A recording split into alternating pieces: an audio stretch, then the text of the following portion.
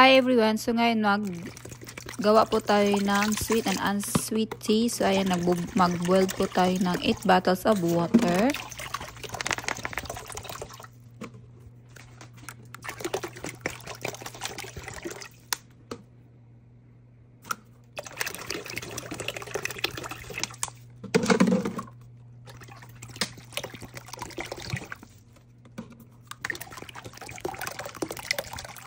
Then, atin po takpan at pakaluin po natin ng hanggang sa kukulo. So, ayan po, kumulo na po.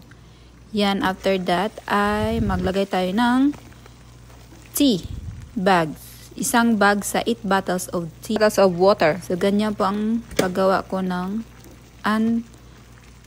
sweet tea and sweet tea. Paglagay ko po ng tea bag, ay turn up ko na po yung kalan.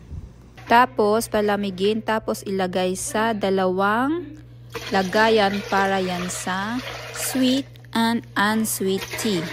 Bago natin ilagay sa refrigerator, kailangan po siya ay hindi mainit. So, yung sweet, nilagyan ko po siya ng sugar para maging sweet. So, yung unsweet, so, walang asukal. So, yung unsweet para sa asawa ko, yung sweet para sa amin ni Bibi. Thank you for watching!